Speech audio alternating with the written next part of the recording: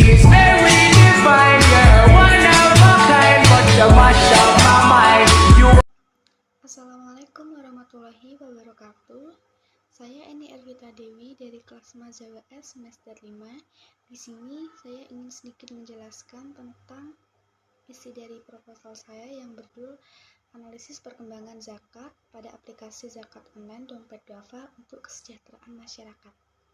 Jadi di sini pertama-tama yaitu ada zakat merupakan suatu ibadah yang memiliki nilai sosial yang tinggi. Selain itu, zakat juga memberikan dampak positif bagi terhadap kesejahteraan masyarakat luas, bahwa dengan berzakat, golongan kaya atau muzaki dapat mendistribusikan sebagian hartanya untuk golongan fakir miskin. Dan di sini terjadi hubungan yang harmonis antara golongan yang kaya maupun golongan miskin. Lalu di sini dengan adanya zakat fitrah, zakat mal, dan juga zakat profesi diharapkan dapat memberikan tingkat ketimpangan yang ada di Indonesia. Selain itu, juga zakat dapat diandalkan sebagai salah satu mekanisme dalam mengatasi masalah kemiskinan yang terjadi di Indonesia ini. Di zaman modern ini, pengelolaan zakat harus diupayakan dan dirumuskan dengan sedemikian rupa sehingga dapat dikelola secara baik. Dengan apa? Nah, di sini para pengelola telah merumuskan pengelolaan zakat berbasis zakat online. Zakat online itu apa sih? Zakat online yaitu dapat dilakukan dengan perkembangan teknologi di era modern ini dengan asumsi bahwa semua aktivitas yang terkait di dalam zakat dapat dilakukan secara mandiri dan juga profesional. Nah, karena arus jaringan di media yang paling luas saat ini adalah internet, maka hampir semua orang mampu mengaksesnya dengan mudah.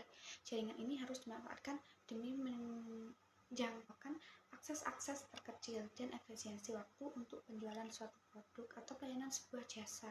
Salah satunya seperti zakat online tersebut. Zakat online.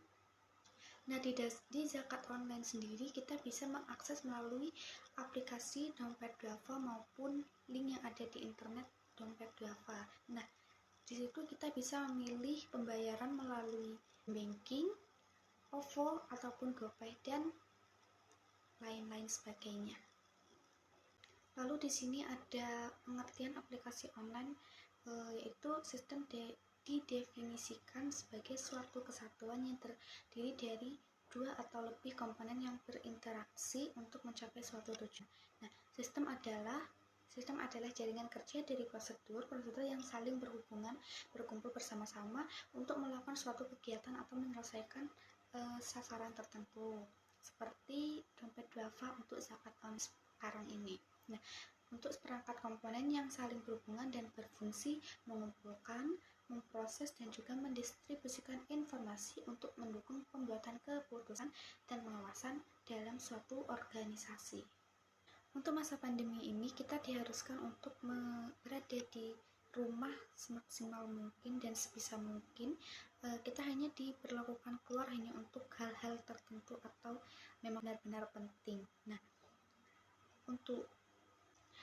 dan zakat online ini menjadi salah satu solusi yang baik guna untuk kita bertransaksi, menyalurkan sebagian harta kita untuk kepada para warga yang kurang mampu dengan menggunakan aplikasi Dompet Duafa maupun dengan link Dompet Duafa yang ada di internet.